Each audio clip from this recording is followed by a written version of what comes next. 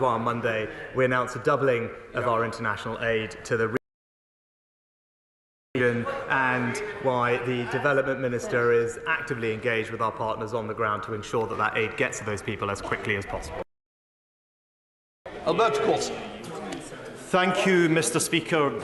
Child rapist and murderer Colin Pitchfork had yet another parole review hearing only a few weeks ago. I thank the Justice Secretary for having listened to me and engaged the reconsideration mechanism rule. Now, I know the Prime Minister doesn't have any decision-making role within the Independent Parole Board. It's independent of government, but it is a wing of the executive. It is not the judiciary. Now, does the Prime Minister agree with me that men who rape and brutally murder young women, as Mr Pitchfork did to Dawn Ashworth and Linda Mann in my constituency, does he agree that generally, as a point of principle, these sexual offenders should remain in prison for most of their natural lives? I agree with my honourable friend that the public should be confident that murderers and rapists will be kept behind bars for as long as is necessary to keep the public safe. And that's why we're reforming the parole system. Our Victims Bill will mean that minimising risk and protecting the public are the sole considerations in parole board decisions. It will also give the Justice Secretary the power to step in on behalf of the public and take a second look at decisions to release the most serious offenders, including murderers and rapists. And last week we announced that we will be introducing longer sentences for dangerous criminals. For the most heinous crimes, life will mean life. We come to the Leader of the Opposition, Keir Starmer. Can I join the Prime Minister in his comments about all those affected by these storms? Can I start by welcoming the new member for Mid-Bedfordshire? The first Labour MP ever to represent those beautiful towns and villages. He defied the odds, history, and of course the fantasy Lib Dem bar charts.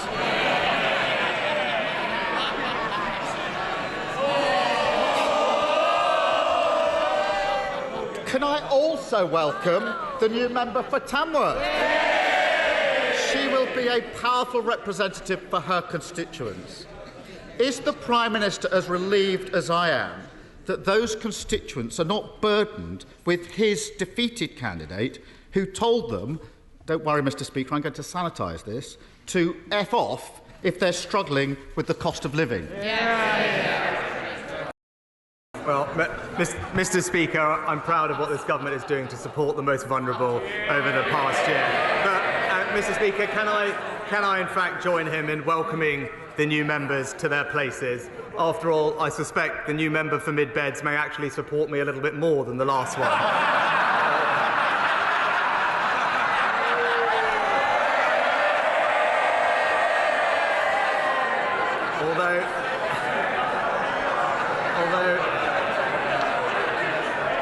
Although I did notice that the new member said that they will be opposing new housing in their local area, while the new member for Tamworth claimed that they will protect green spaces. I would urge them to have a word with their leader, because that's not exactly his position, Mr Speaker, although with his track record of U-turns, who knows what his housing policy will be next week. Well, so much for being the change candidate. He can't even distance himself from those appalling comments.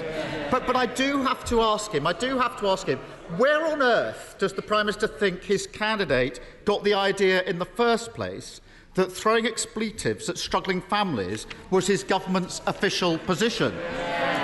Prime Minister. Well, Mr Speaker, let's just look at the record of what this government is doing to help those people. Paying for around half of a typical family's energy bill over the last year, support worth over £1,500. For the most vulnerable in our society, receiving £900 in direct cost of living support, record increases in the national living wage, record increases in welfare, and this winter, Mr Speaker, pensioners to receive an extra £200 or £300 alongside their winter fuel payment to help them through what we know is a tough time. All of that, Mr Speaker, significant support funded by this government, all of that would be put at risk by Labour's reckless plans to borrow £28 billion a year. he keeps boasting about how great things are. The voters keep telling him he's got it wrong. But I can see why the Tamworth candidate thought he was just following government lines. Annalisa and her 2 children lived in their home for 8 years. In May, they were kicked out with a no-fault eviction notice. Despite his government's pledge to scrap no-fault evictions, this week the Prime Minister crumbled to the landlords on his own backbenches and killed the policy. What message, other than the message delivered by his candidate in Tamworth, could Annalisa possibly take from that? Prime Minister. Mr. Speaker, we've taken significant action to help renters like Annalise and others. We've capped holding deposits at 1 week. We've protected tenants from rip-off tenancy fees, delivered almost 500,000 affordable homes for rent, and halved the number of percentage of substandard homes in the private rented sector, and strengthened local authority enforcement powers, because this government is delivering for renters. But we are also, Mr. Speaker, trying to ensure the new generation can buy their own home. So perhaps he can explain to Annalisa and thousands of millions of others why, when we brought forward plans to unlock 100,000 new homes, he stood in the way of that.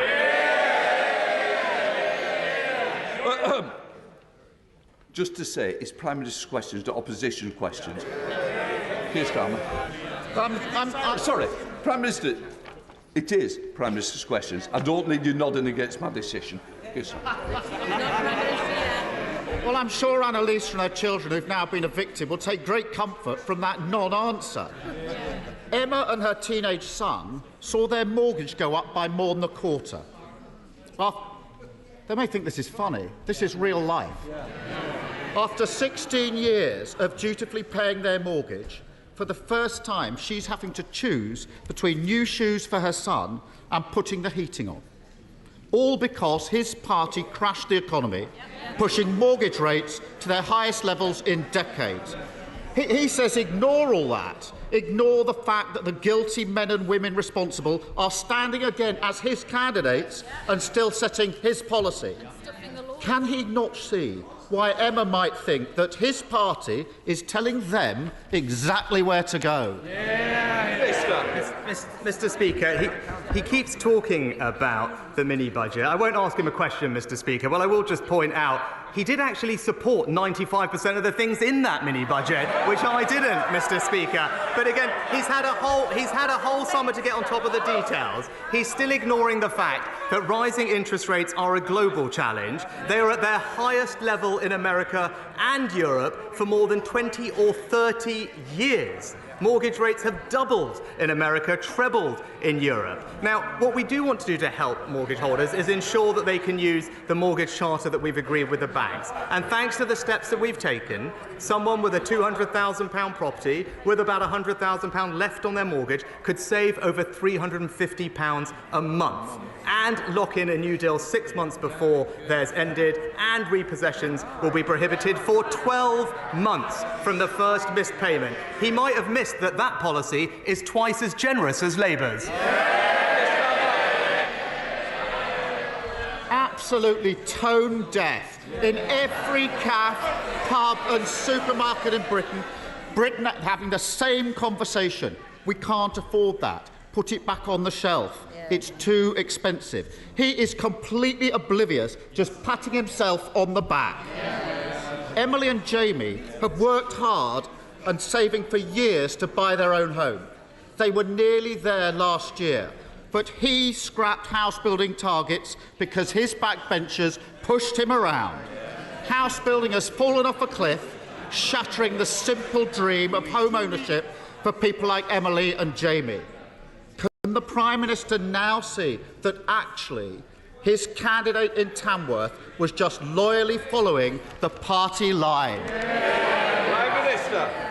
Mr. Speaker, I think these prepared lines really aren't working for him anymore. He literally asked a question. He literally asked me a question about the support that we're providing for mortgage holders.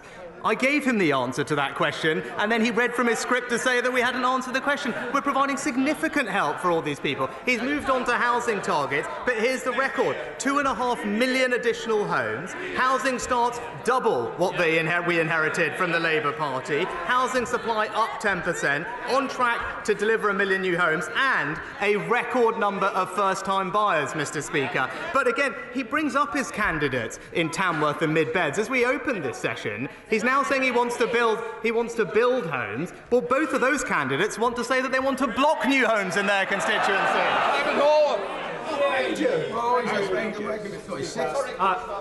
Tell us more about them. Thank you, Mr. Speaker. Mr. Speaker, across our country, the British people are rolling up their sleeves and getting on with it, doing their best in the face of a punishing cost of living crisis and a government that has abandoned them. Abandoned renters at risk of being kicked out. Abandoned mortgage payers struggling to make ends meet. Abandoned those who dream of owning their own house. The truth is, his candidate in Tamworth summed up perfectly just how his and his Tories are treating the British public. So will he just call a general election and give the British public the chance to respond, as they did in Selby, Mid-Beds and Tamworth? They've heard the government telling them to F off, and they want the chance to return the compliment. Mr. Speaker. Prime Minister. Mr. Speaker, look, as we saw with his recent decisions on actually building new houses, politicians like him always take the easy way out, Mr. Speaker, whereas we're getting on making the right long-term decisions to change this country for the better on net zero, on HS2, on a smoke-free generation, on education and energy security. Contrast that to his leadership. Too cautious to say anything and hope that nobody notices, Mr. Speaker. Let me tell him, come that general election, the British people will.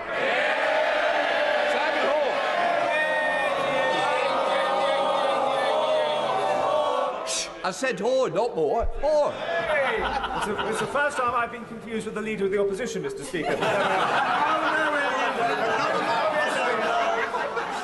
There's been many rumours about you. And it will be soon. And all of them true, Mr. Speaker.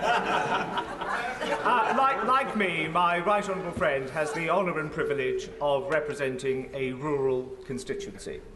I'm sure he, like I, occasionally feels a certain degree of frustration that whilst progress has been made in this area, the rubric of funding formulae for things like the Environment Agency, local government, the police and education still fails to adequately reflect the difficulties and challenges of delivering public service in rural areas. Can my right honourable friend, the Chancellor and the wider government use the opportunities of both the autumn statement and the forthcoming budget to explore these issues further, to give a better delivery of service for his constituents and for mine? Can I thank my honourable friend for raising this important issue on behalf of both his and my constituents. It's vital that we have the same high-quality services in rural areas as well as our towns and cities. I am pleased to tell him that we're providing £95 million through the Rural Services Delivery Grant to help rural councils achieve exactly that. We are currently reviewing the police funding formula, and I remember working with him to ensure that the national funding formula for schools does take account of the differing characteristics of schools and their pupils. But we will continue to keep all these things under review, and I agree with them entirely. Our rural communities must be given the same funding and public services as everyone else in our country. SNP Deputy Leader Murray Black. Thank you, Mr. Speaker. Yesterday, the UN warned that hospitals in Gaza had just 48 hours of fuel left to keep their electricity going. That was 28 hours ago. The electricity runs out tonight. Now, we have a human responsibility to all the people in Gaza, but we have a particular responsibility for UK citizens, some of whom are in those hospitals with no food, no water, no medicine and no way out. So I want to ask the Prime Minister, how much worse does the situation have to get before he will join us in calls for a humanitarian ceasefire? Mr. Speaker, from the start, we have said that the first and most important principle is that Israel has the right to defend itself under international law. Our support for that position is absolute and unchanged. But from the start, we have also said that we do want British nationals to be able to leave Gaza, and that we want hostages to be released and for humanitarian aid to get in. And we recognise that for all of that to happen, there has to be a safer environment, which of course necessitates specific pauses as distinct from a ceasefire. And we discussed this with partners yesterday evening at the United Nations. And we have also been consistently clear that everything must be done to protect civilians in line with international law and continue getting more aid flowing into Gaza. Murray Black.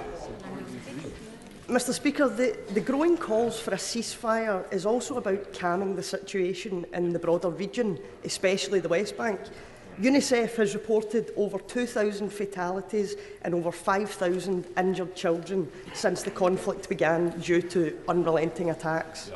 If we ignore this, we risk pouring petrol on a fire in a place that only requires a spark to ignite. Can the Prime Minister understand that joining calls for a ceasefire is now the best and maybe the only way to stop this conflict escalating beyond all control? Mr Speaker, we do have to remember that Israel has suffered a shockingly brutal terrorist attack. Hamas is responsible for this conflict and has the right to protect itself in line with international law. As the UN Charter makes clear, we will continue to urge the Israelis to follow international law, whilst we also have to remember that Hamas cruelly embeds itself in civilian populations. But we are doing everything we can to get aid into the region. I'm pleased to say an RAF flight left the UK this morning for Egypt carrying 21 tonnes of aid for Gaza. The relief supplies include over 75,000 medical kits, solar lights, water filters for families and warehousing equipment. Our team are on the ground ready to receive. We will continue to do everything we can to increase the flow of aid, including fuel, into Gaza. Thank you, Mr Speaker. In the matter of Wally's Quarry, my constituents in Newcastle-under-Lyme have been utterly let down and failed by the Environment Agency. Not only have they failed to prosecute a rogue operator for the repeated breaches of their permit, we now learn that all of their monitoring equipment for the last 7 years, including in your constituency, Mr Speaker, has been grossly under-recording levels of hydrogen sulphide by a factor of approximately 2 or 3 times. That's the monitoring equipment that people have been relying on to tell them that their air is safe and clean to breathe. Given everything that's happened, we really need to see some proper action now. I've had enough with the EA, and my constituents have too. So will the Prime Minister do everything in his power to get a grip on this failing organisation? Well, my honourable friend is absolutely right to raise the concerns of his constituents. The Environment Agency's criminal investigation is ongoing, so I hope he can understand that I can't therefore comment further on it. But with regard to his concerns about the measurement inaccuracies, I have been assured and checked the Environment Agency is working swiftly to understand the scale of the problem. The Environment Secretary is currently monitoring the situation, and I have asked that she keeps my honourable friend regularly updated. Colin Eastwood.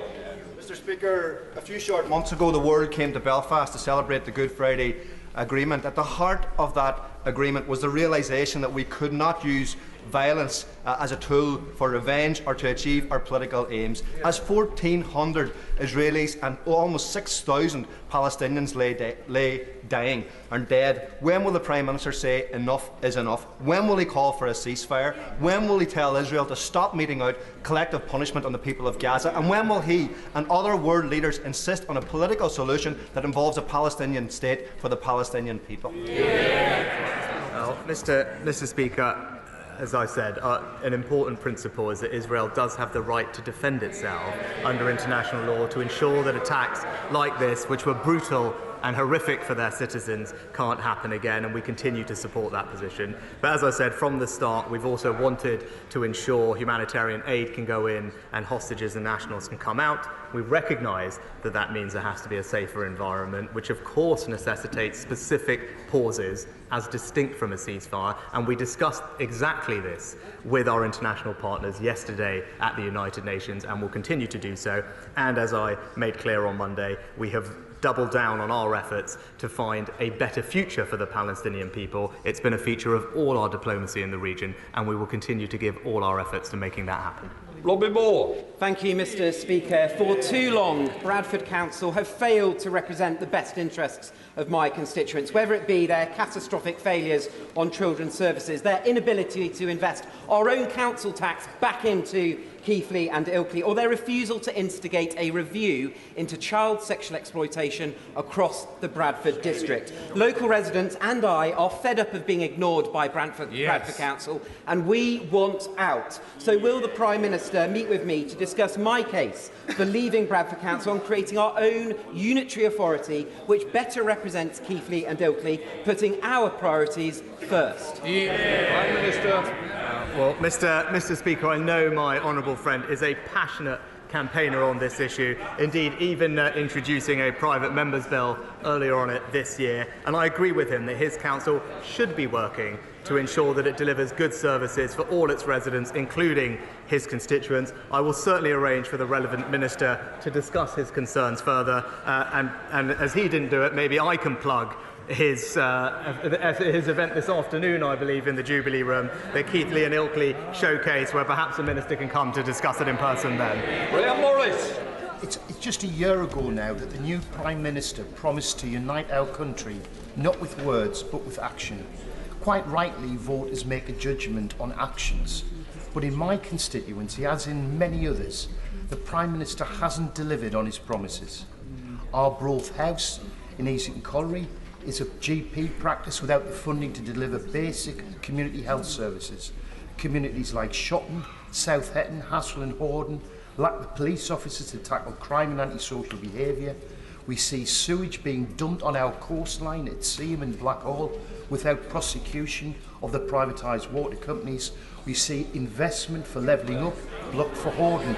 When will the Prime Minister call a general election and let Labour rise to the task of rebuilding Britain? Prime Minister. Mr Speaker, the honourable gentleman raised crime. I'm pleased to say that crime is now down by over 50% since Labour were last in office, and that includes significant reductions in antisocial behaviour, which you mentioned. And indeed, earlier this year, not only did we meet our pledge to deliver 20,000 more police officers, a record number on our streets, our antisocial behaviour plan is already making a difference, delivering immediate justice and clamping down on that type of activity. Kate Knight. Thank you, Mr Speaker. I rightly support the government's plans to build more homes and ease housing shortages. However, I have significant concerns about the impacts of developments on our ageing drainage systems and the potential risks that this poses for flooding, as we're seeing in places like the Hazel Walls development in Uttoxeter. What steps will the government take to ensure that as more houses are built, existing infrastructure is also upgraded and maintained by local authorities to ensure it's not overwhelmed with additional use and less permeable surfaces? Prime Minister. Mr Speaker, as my honourable friend knows, our traditional drainage systems are under increasing pressure, and that compares with the benefits of sustainable drainage systems, which work in a different way. It was already a requirement that sustainable drainage systems should be given priority in any major new developments and developments in flood risk areas. But earlier this year, we committed to requiring sustainable drainage systems in all new developments, in top of DEFRA's Plan for Water, which puts a statutory duty on water companies produce plans to set out how they will improve, maintain and extend our robust and resilient wastewater systems. Charlotte Little. Thank you, Mr Speaker. This morning I hosted the MS Society and people living with multiple sclerosis to hear about their experiences accessing personal independence payments. 10 years on from its introduction, people with MS and other fluctuating conditions are still too often being denied the support that they deserve to manage the extra costs of their condition and to retain their independence for longer. 22,524 people with MS have signed a petition calling for a full review of PIP for fluctuating conditions, which is on its way to Downing Street right now. Will the Prime Minister listen to their call? Mr Speaker, I'm very sorry to hear about the experiences of those suffering with MS that she mentions. I'll ensure the Work and Pension Secretary looks at their concerns and writes to the Honourable Lady. Sir Peter Bottomley, Father of the House. We know some duck serious questions today, aiming for electoral advantage in the future. Can I note that the Prime Minister prefers to take decisions that will benefit the country now in the longer term, so that we can have more jobs, better education and a shared prosperity. Prime Minister.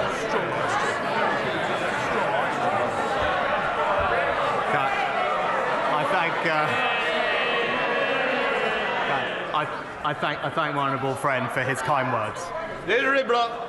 Mr. Speaker, while the final report of the infected blood inquiry has been postponed until March, Sir Brian Langstaff, the independent chair, has already published his recommendations on compensation for victims of that scandal. Can the Prime Minister explain why his government insists on postponing its response until after publication of the final report, kicking it into the long grass and delaying justice once again for my constituents Justine, Rachel and Paul, whose fathers died as a result of that scandal, as well as thousands of others across these aisles? Prime Minister. Mr. Speaker, as I said previously from the dispatch box, what happened was an appalling tragedy, and my heart goes out to all of those affected and their families. I've given extensive evidence to the inquiry, so my position on this matter is on the record, but I would say there is extensive work that has been going on in government for a long time, coordinated by the Minister for the Cabinet Office, as well as interim payments of £100,000 being made to those who were affected. Simon Baines. Thank you, Mr. Speaker. The Prime Minister has been a great champion of transport projects on the Welsh borders, including the electrification of the main line in North Wales, the reopening of Corwin Station and the Gabowen to Oswestry line, and also substantial levelling up fund investment in the Llangollen and Montgomery canals. Would the Prime Minister now deliver on the long-awaited Pan-Llanymynech bypass and also prioritise the dualling of the A5, A483 in Clwyd South and North Shropshire? Well, Mr. Speaker, we are making significant improvements to our cross-border rail services across the Union. Thanks to our decision on HS2, we can now provide an unprecedented £1 billion of investment to fund the electrification of the North Wales main line that will ensure reliable, punctual journeys between North Wales and multiple cities across north and west of England. We also are continuing to develop the Llanymynech bypass scheme in our next round of the road investment plans, and this section of the A5 in England will be considered by National Highways as part of the Midlands to Gloucestershire to Wales route strategy. Lillian Greenwood. Thank you, Mr. Speaker. It's important that the COVID inquiry has all the relevant documents. That's what the public, including thousands of bereaved families, expect and deserve.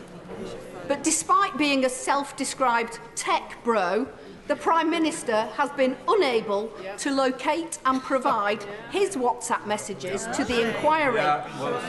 Does he agree that devices should be handed over to experts to retrieve this information?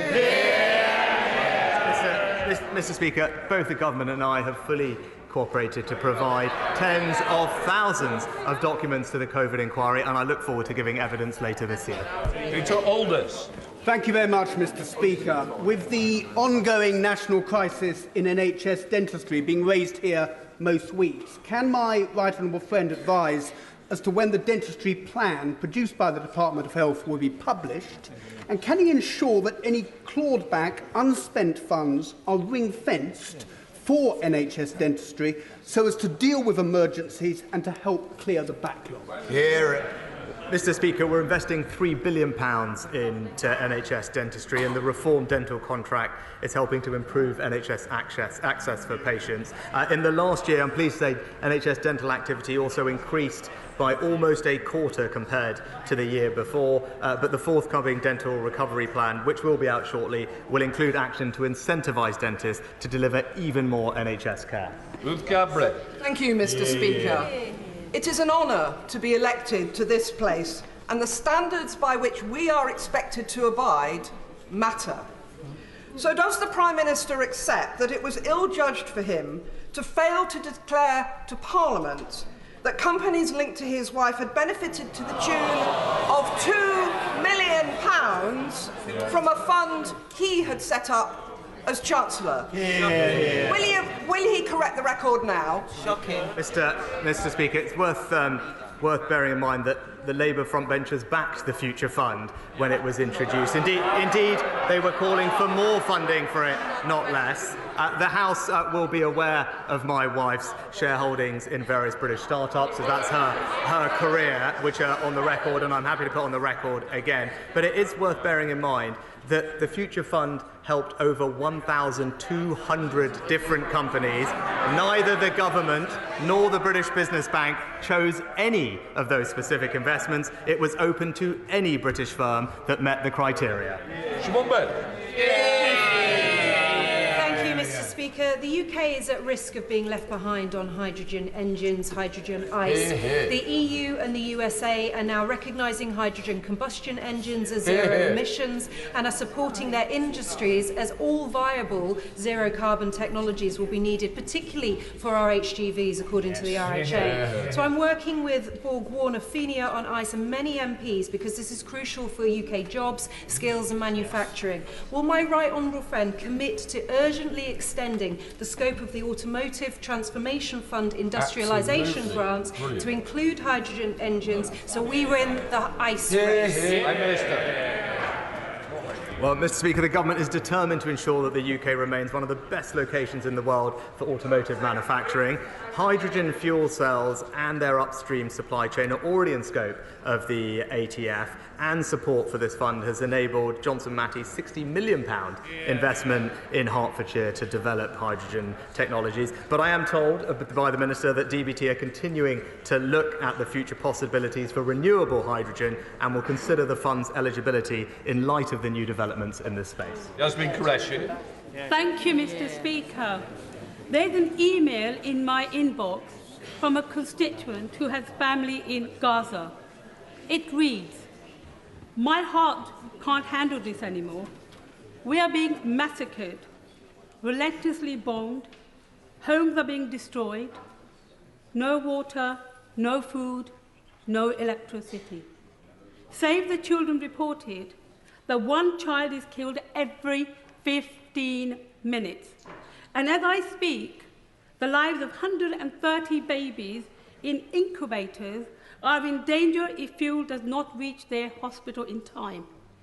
This is collective punishment of the Palestinian people in Gaza for crimes they did not commit.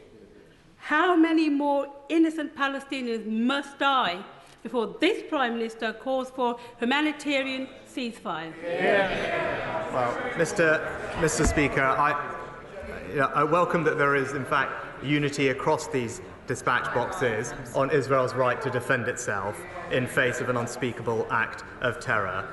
But it is also clear that we must support the Palestinian people. They are victims of Hamas too. Hamas uses innocent people as human shields, and we mourn the loss of every innocent life, people of every faith, of every nationality, and we are working as hard as we can to get as much humanitarian aid into Gaza as quickly as practically possible. Final question, Dr. Dan Poulter. Thank you, Mr. Speaker. Last week, Suffolk experienced its worst local floods for over 100 years, with communities in and around Needham Market, Framlingham, Debenham and Wickham Market particularly badly affected. Homes and businesses have been destroyed. And Suffolk, the community, has rallied together in a very stoic and pragmatic way to support those in need at this very difficult time. But what longer-term support can the Prime Minister offer to the people in Suffolk, those businesses and homes that have been affected by these floods, to help them to recover and rebuild? Well, flooding is a devastating experience, and I extend my sympathies to all those affected, including those in his own constituency. I'm pleased to say that that's why, through the flood recovery framework, we are confirming additional financial support for those households and businesses most affected.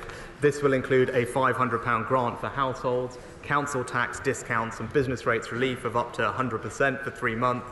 Small and medium-sized businesses will also be eligible for £2,500 business recovery grant and up to £5,000 grants for flooded homes to make them more resilient for future flooding. We recognise the heroic efforts, Mr. Speaker, of local councils like his and emergency responders everywhere who have been working tirelessly in affected areas. They have our thanks, and we also stand ready to consider any requests from councils for support in their recovery efforts.